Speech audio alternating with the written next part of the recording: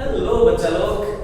Very warm welcome to you all to Amantra classes. Myself Indrajit Singh and I welcome you all to course आशा. और हम कर रहे हैं electricity में. आपको इलेक्ट्रिसिटी पढ़ा रहा हूँ. आज बारी का लेक्चर 4 की. लेक्चर 3 में हमने क्या किया था? रेजिस्टेंस पे डिस्कशन किया था और कहा था कि लेक्चर 4 का जो एजेंडा होगा वो रेजिस्टेंस का टेम्परेचर डिपेंडेंस पे डिस्कशन का होगा.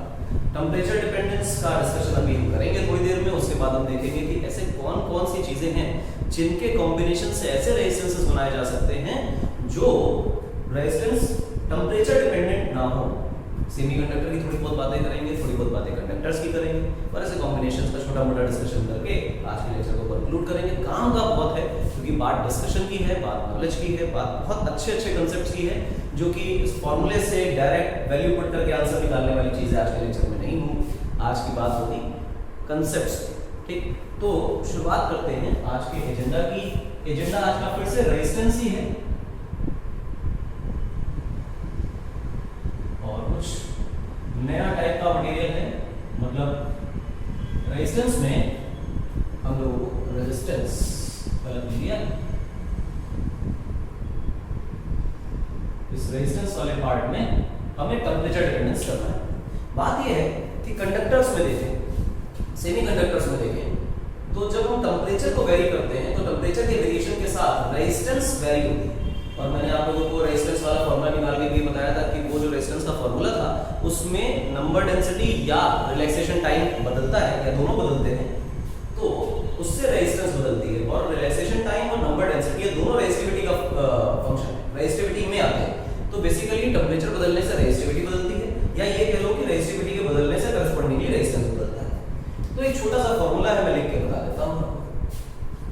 जो रेजिस्टेंस है मान लो 0 डिग्री सेल्सियस पे, ऐसे at 0 degree Celsius resistance is R naught. ऐसा करें 0 डिग्री सेल्सियस पे रेजिस्टेंस कितनी है? R not. फिर मैं ये करूं कि किसी कंडक्टर की या सेमीकंडक्टर की जो भी मटेरियल है उसके टेम्परेचर को चेंज करूं. वी चेंज द टेम्परेचर, ऐसे लिख लेते हैं. We change the temperature by dt amount या dt डिग्री सेल्सियस. dt क्या है? Delta T. बेसिकली उसको बहुत छोटा कर दिया, dt बन गया डिफरेंशियल चेंज, क्योंकि हर एक छोटे से छोटे एलिमेंट के लिए हमें बात करनी है. तो ऐसे करने पर जो छोटा सा चेंज इन रेजिस्टेंस होगा, स्मॉल वेरिएशन इन रेजिस्टेंस जो होगा, ये चाहे रेजिस्टेंस बढ़ रहा हो या घट रहा हो, dr में भी पॉजिटिव में भी नेगेटिव, टेम्परेचर बढ़ाने से रेजिस्टेंस बढ़ भी सकता है, टेम्परेचर घटाने बढ़ाने से रेजिस्टेंस घट भी सकता है. ये इस बात पर डिपेंड करेगा कि आपने कितना टेम्परेचर चेंज लाया है. कॉमन सेंस, जितना ज्यादा टेम्परेचर का वेरिएशन लाओगे उतना कोलिजन फ्रीक्वेंसी बढ़ जाएगी, रिलैक्सेशन टाइम घट जाएगा और रेजिस्टेंस उतना बढ़ने की कोशिश करेगा. अच्छा, ये इस बात पे भी डिपेंड करता है कि इनिशियल रेजिस्टेंस R0 कितना था, यानी 0 डिग्री सेल्सियस का रेजिस्टेंस कितना था. अच्छा, तो dr is proportional to R0 dt. अब बात आती है कि इस प्रोपोर्शनैलिटी को हटाया जाए और एक इक्वल लगाया जाए. तो की करेंगे R0, एक कोफिशिएंट लगाएं अल्फा और ये लिखते हैं dr. ये बन गया हमारा फॉर्मूला. यहाँ पे अल्फा क्या है? ये बेसिकली ये जो तीन अल्फा है ये अल्फा नहीं है, ये प्रोपोर्शनैलिटी के साइन है. और ये जो अल्फा है दिस इज अल्फा. ये क्या है? Coefficient of thermal resistance.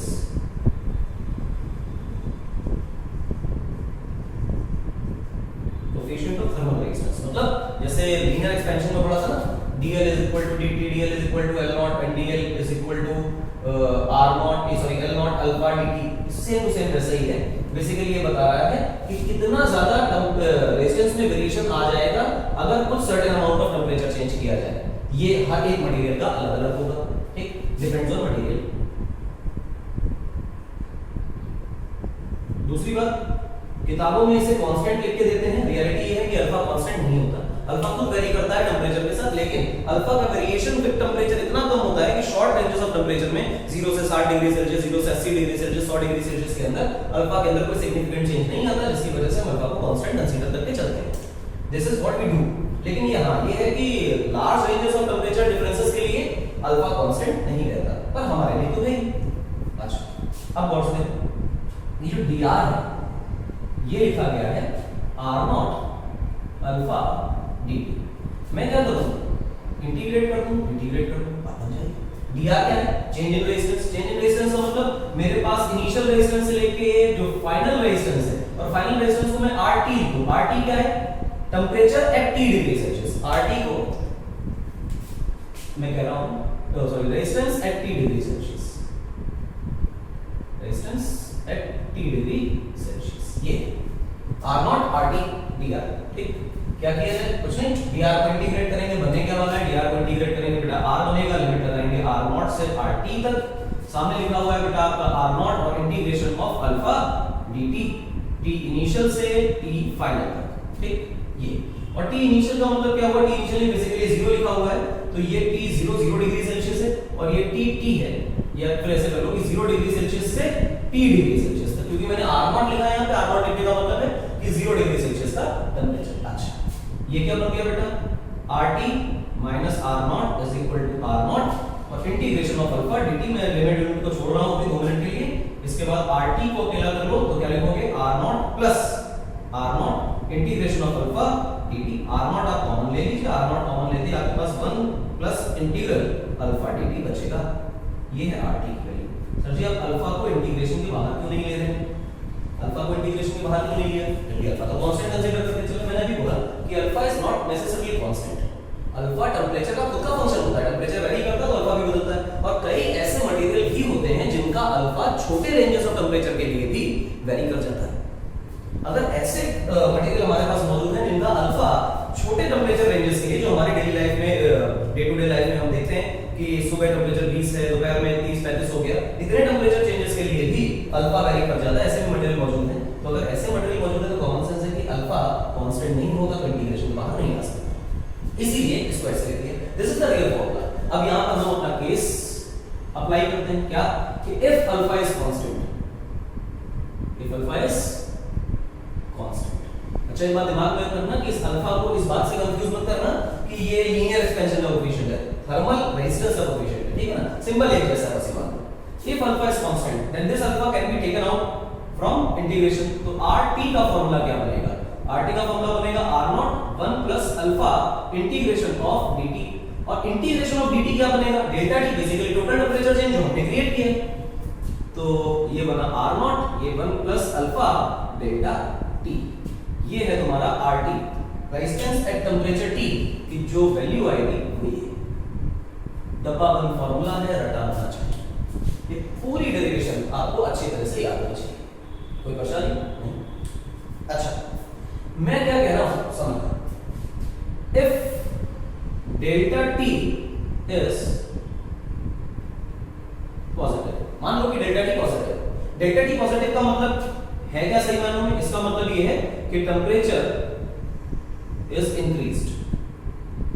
Temperature increase करोगे तभी तो डेल्टा T पॉजिटिव आएगा। डेल्टा T का मतलब क्या है? T final minus T initial. Increase कर रहे हो तो मतलब इनिशियल वैल्यू छोटी है, फाइनल वैल्यू बड़ी है, तो डेल्टा T पॉजिटिव। अगर डेल्टा T पॉजिटिव है तो गौर से देखो, RT बराबर R0, resistance is a non negative value, समझना इसका 1 प्लस अल्फा और ये डेल्टा T, ये मेरे पास फार्मूला है। गौर से देखो, दिस टर्म इज पॉजिटिव।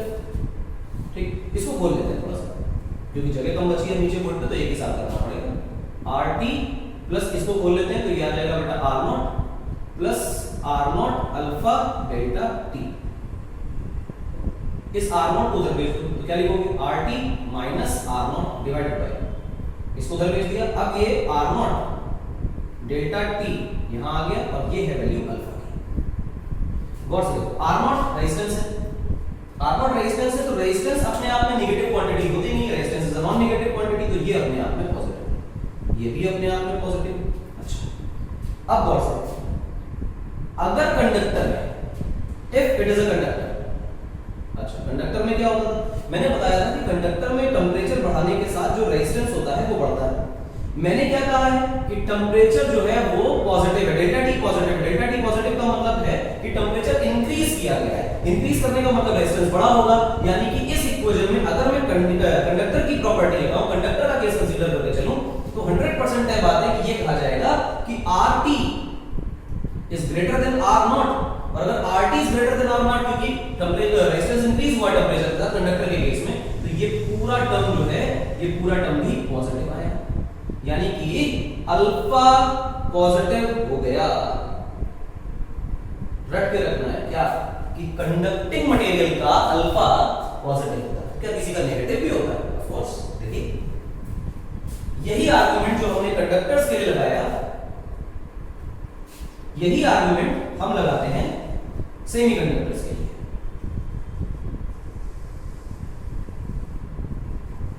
एक मिनट जरा देखो कि कट तो नहीं करेंगे,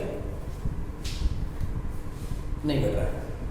ओके, सेमीकंडक्टर्स के लिए क्या करते थे हम लोग कि जब टेंपरेचर इंक्रीज किया जाता था तो रेजिस्टेंस डिक्रीज हो जाता था। मैं इस केस में क्या कंसीडर करके चल रहा हूं कि डेल्टा टी पॉजिटिव है, यानी कि टेंपरेचर इंक्रीज कर रहा है। टेंपरेचर इंक्रीज कर रहा है, सेमीकंडक्टर के केस में रेजिस्टेंस डिक्रीज करेगा। आर नॉट पॉजिटिव है, temperature resistance is a non negative quantity, temperature तो पॉजिटिव लेके चलने डेल्टा टी को। अच्छा, तो फिर अगर रेजिस्टेंस डिक्रीज हुआ है सेमीकंडक्टर के केस में तो आर टी स्मॉल होगा और आर नॉट ग्रेटर होगा।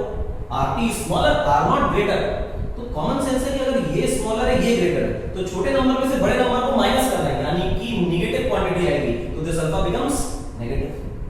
अल्फा इज पकड़ के चलना है ये दो बातें, क्या कि कंडक्टर्स का अल्फा पॉजिटिव और सेमीकंडक्टर्स का अल्फा नेगेटिव होता है। ये इंपॉर्टेंट बात है। कहां लिखूं इधर लिख देता हूं।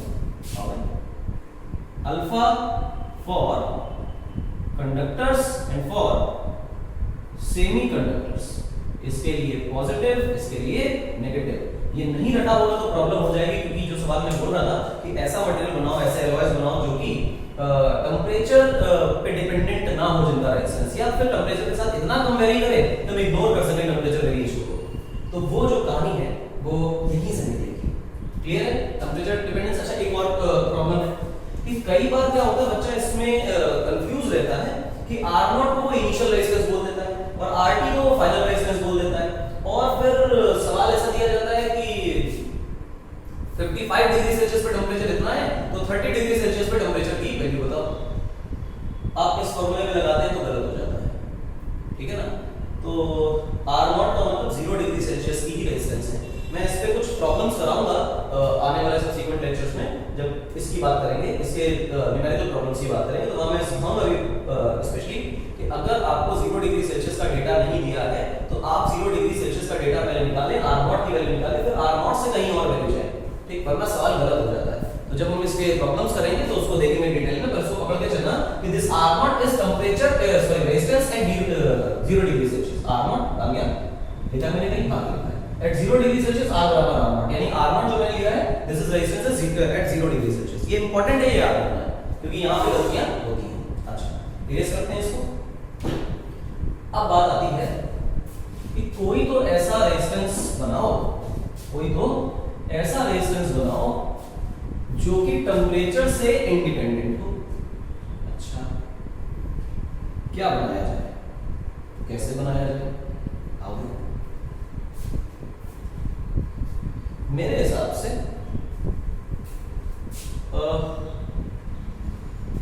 मैं इसको L बोल देता हूं, इसको A बोल देता हूं, इसको रो बोल देता हूं, रो 1, ठीक है? अच्छा, इसको छोड़ते हैं, इस सवाल को पहले करते हैं, पहले इसको कर लेते हैं कि RT is equal to R naught 1 plus alpha delta T। ये मेरे पास आंसर था। ये कब का आंसर है? ये तब का है जब अल्फा को कांस्टेंट लेके चल रहे हैं। अच्छा, अब RT की वैल्यू क्या है? ये है rho into L by A। ये क्या है? Rho naught L by A। Basically temperature बढ़ाने से चेंज तो रेजिस्टिविटी ही हुई है। 1 plus alpha delta L by A cancel हो गया। रो की वैल्यू क्या बनी? Rho naught 1 plus alpha delta. बेटा ये हो गया आपका रेजिस्टिविटी का फॉर्मूला। रियलिटी तो यही है और यहीं से रेजिस्टेंस आता है। अब बात आती है कि कई बच्चे इसमें कहेंगे कि सर टेंपरेचर चेंज हो रहा है, हाँ, तो चेंज इन लेंथ भी आना चाहिए, हाँ, चेंज इन एरिया भी आना चाहिए, हाँ। आपने उसको कांस्टेंट क्यों मान लिया टेंपरेचर चेंज के साथ? उसका कारण है कि जो थर्मल रेजिस्टेंस का कोएफिशिएंट है इसकी वैल्यू लीनियर एक्सपेंशन के कोएफिशिएंट के कंपैरिजन में बहुत बड़ी होती है, और ये लीनियर एक्सपेंशन जो है वो बहुत छोटा होता है। तो इतना कम एक्सपेंशन लेंथ में और एरिया में आता है कि जिसको हम इग्नोर कर सकते हैं, ठीक? इसलिए हम उसको छोड़ देते हैं, उसको पकड़ते हैं। ये रेजिस्टिविटी की बात है। अब अगर मेरे पास एक कंडक्टर ये है L लेंथ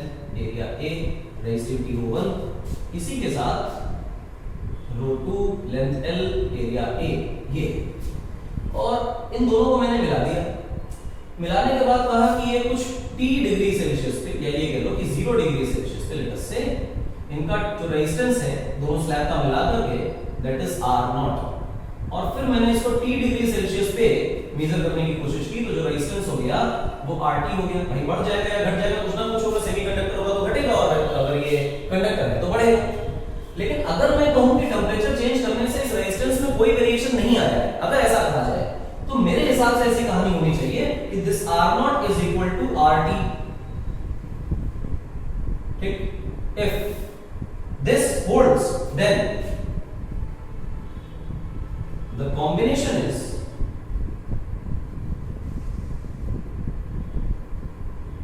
independent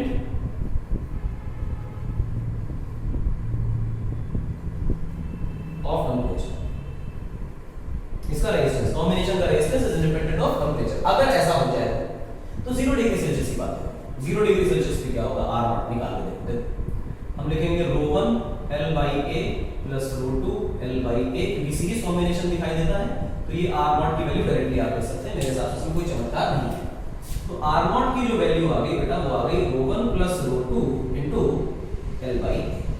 अब क्या करें, T डिग्री सेल्सियस बढ़ा दें। T डिग्री सेल्सियस बढ़ाने पर क्या होगा, T डिग्री सेल्सियस बढ़ाने पे जो रेजिस्टेंस हो जाएगा RT, उसकी वैल्यू हो जाएगी क्या, बताओ भाई, बताओ। वैल्यू होनी चाहिए ये अलग बढ़ेगा, ये अलग बढ़ेगा। कॉमन सेंस है, क्योंकि देखो अपन रेजिस्टिविटी तो अलग अलग है ना, ρ1 ρ2 तो अलग अलग है, तो मतलब मटेरियल अलग अलग है, तो दोनों का अल्फा अलग अलग होगा। इसका मतलब इसका अल्फा अल्फा 1 होगा, इसका अल्फा अल्फा 2 होगा, तो कॉमन सेंस है रेजिस्टिविटी में चेंज अलग अलग आएगा। तो मैं सबसे पहले इसका चेंज लिख देता हूं। इसका चेंज लिखता हूं देखो कैसे, ρ1 S1 कि अगर इस वाले आदमी की पहले रेजिस्टेंस ρ1 इनटू L/A, ठीक, ρ1 0 लिख लेते हैं। 0 का मतलब कि 0 डिग्री सेल्सियस। अच्छा, ये पुरानी रेजिस्टेंस है। R0 1 plus alpha 1 delta T, ये हो गई तुम्हारी R at T degree Celsius, R1, ठीक। और इसी तरह अगर मैं R2 निकालूं T डिग्री सेल्सियस, तो तुम क्या लिखोगे, ρ2 एट 0 डिग्री सेल्सियस L/A, और ये हो जाएगा 1 प्लस अल्फा 2 डेल्टा T। ये आपने कैसे कर दिया, सिंपल है कि ρ2 L/A रेजिस्टेंस है दूसरी वाली का। अच्छा, जो RT होगा इस टोटल कॉम्बिनेशन का, वो टोटल कॉम्बिनेशन का RT जो होगा वो इन दोनों का सम होगा, क्योंकि है तो बेसिकली सीरीज कॉम्बिनेशन। तो यानी मैं लिखूंगा R1 ρ1 0 L/A 1 plus alpha 1 delta T, और फिर क्या लिखें, plus ρ2 naught L/A 1 plus alpha 2 delta T। अब क्या करें, गौर से देखो तो तुम्हें ये चीज समझ आएगी कि L/A तो कॉमन आ रहा है,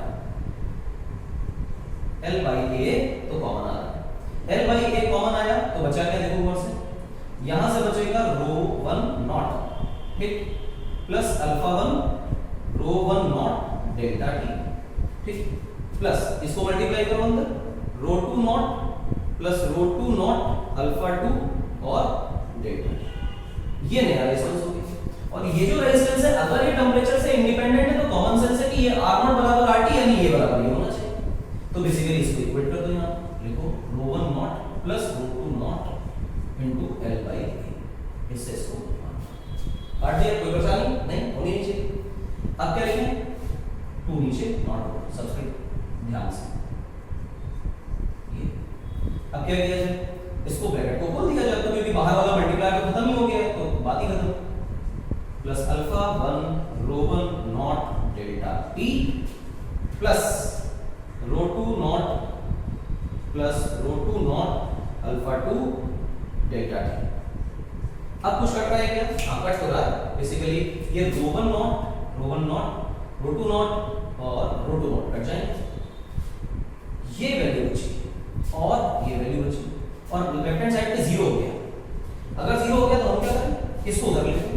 देखो क्या लिखो, alpha 1 ρ1 naught delta T minus 1 that is equal to ρ2 naught alpha 2 delta T। क्या ये और ये कैंसिल हो गए, हाँ रिलेशन आ गया। मैं इसको यहां पे लिख रहा हूं, minus alpha 1 rho 1 naught is equal to alpha 2 rho 2 naught. ओहो, मालूम होना चाहिए कि अल्फा 1 रो 1 और अल्फा 2 रो 2 का जो मल्टीप्लिकेशन है, ये जो प्रोडक्ट है, ये बराबर बराबर आना चाहिए। सबसे पहली बात तो ये निकल गई, यानी कि रेजिस्टिविटी और रेजिस्टेंस के कोफिशिएंट, थर्मल कोफिशिएंट का जो मल्टीप्लिकेशन है, ये कांस्टेंट रहना चाहिए दोनों मटेरियल के लिए। अच्छा, लेंथ कुछ भी हो सकती है, कुछ भी हो, फर्क नहीं पड़ता, पर ये तो यही रहना चाहिए। अच्छा, एक चीज और निकल गई, एक वैल्यू जो है वो पॉजिटिव आ रही है और एक वैल्यू जो है वो नेगेटिव आ रही है। इसका मतलब एक अल्फा नेगेटिव है और एक अल्फा पॉजिटिव है, यानी एक आदमी मेरा कंडक्टर है और एक आदमी मेरा सेमी कंडक्टर है। फीलिंग आ गई सर? पक्का पक्का ये बात कि अगर मुझे टेम्परेचर से इंडिपेंडेंट रेजिस्टेंस बनाना है तो मुझे कंडक्टर या सेमीकंडक्टर अकेले अकेले नहीं चाहिए, सेपरेट नहीं चाहिए, मुझे चाहिए इन दोनों से मिला हुआ एक एलॉय जिसके अंदर सम पार्ट ऑफ कंडक्टर भी हो, थोड़ा बहुत डोपिंग ऑफ सेमीकंडक्टर भी हो, मिलावट कर दी हो, मिक्सिंग कर दी हो, तो वो सेमीकंडक्टर का जो अल्फा है वो नेगेटिव हो जाएगा और इस तरह से मिलाया जाए कि अल्फा 1 रो 1 और अल्फा 2 रो 2 ये मल्टीप्लिकेशन आपस में जब बराबर हो जाएंगे, उस वक्त टेम्परेचर का डिपेंडेंस खत्म हो जाएगा। अच्छा, हम ये मान के चलते ना टेम्परेचर का डिपेंडेंस खत्म कर दिया, उससे ये रिलेशन निकला, मतलब जब ये रिलेशन होल्ड करेगा तो कन्वर्सली ये भी ट्रू होगा और होल्ड करेगा। अब अगर मैं प्रैक्टिकली एक्सपेरिमेंटली इसको स्ट्रिक्टली अचीव नहीं कर पाता हूं तो भी कोई बुराई नहीं, इसको नियरली अचीव कर लेता हूं तो टेम्परेचर डिपेंडेंस बहुत घट जाएगी। एग्जैक्टली तो वो टेम्परेचर इंडिपेंडेंट नहीं होगा, वो तो इस कंडीशन में होगा, पर मान लो कि मैं लैब के अंदर कुछ बना रहा हूं, ऐसा कुछ सेमीकंडक्टर और कंडक्टर का जो एलॉय मैंने बनाया कि इस इक्वेशन को ट्रूली होल्ड नहीं कर रहा है, स्ट्रिक्टली होल्ड नहीं कर रहा है, थोड़ी-थोड़ी सी वैल्यू नजदीक में, पास-पास में वैल्यूज ऑलमोस्ट इक्वल है, एग्जैक्टली इक्वल नहीं है, तो टेम्परेचर इंडिपेंडेंट तो नहीं होगा, लेकिन डिपेंडेंस इतनी कम होगी कि वी कैन इग्नोर इट। तो इसको अप्रोच भी अगर हमारा एलॉय करता है तो हम कहेंगे कि हमारा काम बन गया, काम की चीज है। अच्छा सवाल है, क्लियर है? आइए, ये तो टेम्परेचर की बातें होंगी। अब बात आती है, मैं छोटी-छोटी सी कुछ चर्चाएं करता हूं। सेमीकंडक्टर पे मैंने कम बोला है, तो मैं थोड़ा बहुत तुमको समझाता हूं कि कंडक्टर सेमीकंडक्टर में क्या अंतर है, मेटालिक कंडक्टर्स में क्या अंतर है। मेटालिक कंडक्टर्स के अंदर केमिकल बॉन्डिंग के अंदर तुमने इलेक्ट्रॉन सी मॉडल सुना हो, ये इलेक्ट्रॉन सी मॉडल क्या होता है? आओ देखो इलेक्ट्रॉन सी मॉडल क्या है। हम ये कहते हैं कि मेटल के अंदर न्यूक्लियस है और बहुत सारे एटम्स जो हैं वो आसपास में फैले हुए हैं ऐसे, और ऐसा कोई एटम नहीं है जो एक दूसरे की इन्फ्लुएंस से बचा, सब एक दूसरे के इन्फ्लुएंस में होते हैं। वो जो इलेक्ट्रॉन गेन एंथैल्पी और आयनाइजेशन पोटेंशियल पढ़ते हो ना, वो सब का सब आइसोलेटेड एटम के लिए डिफाइंड होता है, वो किसी क्रिस्टल वगैरह के लिए डिफाइंड नहीं होता। दूसरी बात, मेटल्स का साइज बहुत बड़ा होता है। मेटल्स का साइज बड़ा होने की वजह से जो उनके आउटर मोस्ट इलेक्ट्रॉन्स हैं, those are not strongly bounded by the nucleus, वो थोड़ा सा लूजली पैक्ड होते हैं। लूजली पैक्ड का मतलब आखिरी के इलेक्ट्रॉन, अंदर वाले तो सारे टाइटली पैक्ड, अंदर वाले कहीं नहीं भाग रहे, पर जो आउटर मोस्ट है मेटल्स के अंदर, स्पेशली ध्यान देना मेटल की बात कर रहा हूं, आउटर मोस्ट वाले जो हैं उनको न्यूक्लियस इतना कस के खींच नहीं पाता है या इतना स्ट्रांग न्यूक्लियर पुल नहीं होता है कि वो बाउंड रहे अपने एटम में। अगर वो बाउंड नहीं रहेगा तो हम इसको दूसरे शब्दों में इस तरह बोलते हैं कि इलेक्ट्रॉन को पता नहीं है कि मेरा एटम कौन सा है, क्योंकि इलेक्ट्रॉन को पता तो तब होगा जब न्यूक्लियस उसको स्ट्रांगली बाउंड करेगा, कहेगा मेरे चारों तरफ घूमो। अब क्योंकि न्यूक्लियस उसको बाउंड नहीं कर पाता, साइज बड़ा होने की वजह से, दूरी बढ़ने की वजह से, इफेक्टिव न्यूक्लियर चार्ज कम होने की वजह से, इफेक्टिव न्यूक्लियर पुल कम होने की वजह से, तो कॉमन सेंस कहता है कि ये इलेक्ट्रॉन यहां घूमते घूमते अचानक से कभी इस तरफ घूमने लग सकता है, कभी यहां घूमने लग सकता है, कभी यहां घूमने लग सकता है, कभी यहां घूमने लग सकता है, कभी यहां घूमने लग सकता है, कभी यहां, और पूरे के पूरे क्रिस्टल के अंदर या पूरे के पूरे उस ब्लॉक के अंदर जो कंडक्टर का आपने लिया है, मेटालिक कंडक्टर का, ये इलेक्ट्रॉन कहीं भी जा सकता है और इसको पता नहीं इसका एटम कौन है। क्या ये एक इलेक्ट्रॉन के साथ है? जो आउटर मोस्ट वाले हैं उनके साथ है, या सारे एटम्स हैं? जो एक एटम के लिए सब एटम के लिए। तो करोड़ों अरबों electrons, even more 10 to power 23 के ऑर्डर्स में, it depends on the size कि आपने कितना मेटल लिया है, लेकिन 10 टू पावर 23 के ऑर्डर्स में इलेक्ट्रॉन की संख्या है, तो इलेक्ट्रॉन की कोई कमी नहीं है कंडक्टर के पास। तो हम एक मॉडल सजेस्ट करते हैं कि there is a sea of electrons, ये, और उनके अंदर इस सी के अंदर ये एटम्स फंस गए। इस तरह से मेटालिक बॉन्डिंग को डिफाइन किया गया है। ये कंडक्टिविटी का कारण है मेटल्स के अंदर कि electrons are really free to move anywhere. अब जो आउटर मोस्ट शेल हुआ करती थी उसको हम वैलेंस शेल बोला करते थे, वो एक शेल कब होती थी? जब एक एटम होता था। अब गौर से सोचो, अगर मैंने आयरन का 50 ग्राम का एक टुकड़ा लिया है तो 10 टू पावर 23 के ऑर्डर्स में even greater number of atoms available, और हर एक के आउटर मोस्ट में दो तीन इलेक्ट्रॉन्स हैं। तुम दो पकड़ के भी चलोगे या फिर प्लस 2 में भी लेके भी चलोगे तो दो इलेक्ट्रॉन्स तो उसके पास नहीं आगे जाने के लिए। तो गौर से सोचो, जो तुम्हारा एक शेल है, ठीक, और जो ये बातें हो रही हैं वो एक शेल की है जब अकेला एटम था, और ऐसे बहुत सारे हैं। तो कॉमन सेंस है कि जो आउटर मोस्ट शेल का जो पोटेंशियल है वो इस न्यूक्लियस की वजह से भी, अंदर वाले इलेक्ट्रॉन की वजह से भी, बाहर वाले इलेक्ट्रॉन की वजह से, वो सारे इलेक्ट्रॉन घूम रहे हैं। तो मतलब लगातार इन इलेक्ट्रॉनों की जो सेपरेशन इस पॉइंट से वो लगातार बदल रही है, अंदर वालों की भी बदल रही है। तो सारे के सारे पॉजिटिव नेगेटिव चार्जेस मिलकर किसी एक पॉइंट पर पोटेंशियल क्रिएट कर रहे हैं, और क्योंकि इलेक्ट्रॉन्स आर मूविंग रैंडमली तो कॉमन सेंस कहता है कि जगह का पोटेंशियल लगातार बदलेगा, तो वो फ्लक्चुएट करेगा थोड़ा कभी ऊपर कभी नीचे, कभी कम कभी ज्यादा, कभी कम कभी ज्यादा, कभी कम कभी ज्यादा, ये होगा। अब बात क्या आती है, क्या ये एक एटम के लिए है? नहीं, ये तो सबके लिए है। तो कुछ वेरिएशन, मान लो कि इस वाले का पोटेंशियल थोड़ा बढ़ गया तो बगल वाले का बढ़े जरूरी है? नहीं, इसका घट सकता है, इसका बढ़ सकता है, थोड़ा ज्यादा बढ़ सकता है, थोड़ा कम ज्यादा घट सकता है। तो हमें पता चलता है कि इस पूरे के पूरे क्रिस्टल के लिए जो वैलेंस शेल थी वो अब तुम्हें एक शेल की तरह नहीं, एक बैंड की तरह दिखाई देती है, क्योंकि जो फ्लक्चुएशंस हैं वो ऊपर नीचे बहुत ज्यादा हो जाते हैं, and this becomes not shell but valence band. यहां से चालू होती है बैंड थ्योरी। जो शेल पढ़ते थे वो आइसोलेटेड एटम होता था, अकेला एक होता, तो प्रैक्टिकली पॉसिबल नहीं है ना शेल के बारे में बात करना, क्योंकि जब एटम लेते हो, मान लो लोहे का तुमने टुकड़ा लिया या मान लो एल्यूमिनियम का टुकड़ा लिया, तो उस टुकड़े के अंदर अरबों एटम्स हैं, अकेला एटम कहां तुम लेते हो? इसलिए बैंड ही तुम्हारे प्रैक्टिकल लाइफ में एग्जिस्ट करता है। What is valence band? Outer most वाला, और जो इसके भी बाहर आदमी है, जो बैंड पॉसिबल है इसके बाहर, उसको हम लोग कहेंगे कंडक्शन बैंड। ये कंडक्शन बैंड क्या होता है? वैलेंस बैंड जहां सबसे आउटर मोस्ट इलेक्ट्रॉन्स रहते हैं उसके बाहर वाला जो, क्या इलेक्ट्रॉन्स इसमें जा सकता है? कंडक्टर्स के अंदर ये जो वैलेंस बैंड है ना, सबसे बुरी बात ये है कि this valence band coincides with valence band. Okay, क्या मतलब हुआ? जो वैलेंस बैंड है, ये आउटर मोस्ट शेल के इलेक्ट्रॉन्स हैं, उनको तो एटम स्ट्रांगली न्यूक्लियस होल्ड करके रखता है, हां, लेकिन मेटल के केस में ऐसा नहीं होता। इसलिए जो कंडक्शन बैंड है, जहां के इलेक्ट्रॉन्स, जो रीजन के इलेक्ट्रॉन्स एटम का न्यूक्लियस होल्ड करके नहीं रख सकता, वो कंडक्शन बैंड वैलेंस बैंड में इमर्ज हो जाता है, एक दूसरे के साथ आ जाते हैं एक ही जगह, जिसकी वजह से जो वैलेंस बैंड के इलेक्ट्रॉन्स हैं, those are free to move, कहीं भी भाग सकते हैं। अच्छा, ये कंडक्टर का केस है। इंसुलेटर का केस देखो, इंसुलेटर के केस में ये रहा तुम्हारा वैलेंस बैंड, और कहीं यहां पॉसिबल है कंडक्शन बैंड। अच्छा, ये कंडक्शन बैंड है। इसके इलेक्ट्रॉन को जंप करके यहां पहुंचाना हो तो क्या करेंगे? अरे इन दोनों की जो एनर्जी का डिफरेंस है उसके बराबर एनर्जी देंगे। हां, तो इन दोनों का कुछ एनर्जी का डिफरेंस हो, जो एनर्जी का डिफरेंस है उसको एनर्जी गैप बोलते हैं, और जो गैप है उसको डिनोट करते हैं Eg से। ये Eg बहुत बड़ा है इंसुलेटर्स के लिए, इतना बड़ा है कि जब आप टेंपरेचर प्रोवाइड करते हो, ज्यादा गर्म करते हो, तो ये ऊपर जाने की कोशिश तो करते हैं, पर इतना ज्यादा गैप है कि ऊपर जा नहीं पाते, ऑलमोस्ट 6 इलेक्ट्रॉन वोल्ट्स के आसपास। अब इतना ज्यादा एनर्जी गैप है, अगर तुम उससे ज्यादा एनर्जी देने की कोशिश करोगे तो उससे पहले ही इंसुलेटर जो है वो जल जाता है, ऐश में कन्वर्ट हो जाता है। ओके, एनर्जी का बहुत बड़ा है। सेमीकंडक्टर का क्या सीन है? सेमीकंडक्टर जो है इसके बीच में, मतलब conduction band and valence band are not coinciding, they are far apart, लेकिन इतना भी दूर नहीं है जितना इंसुलेटर के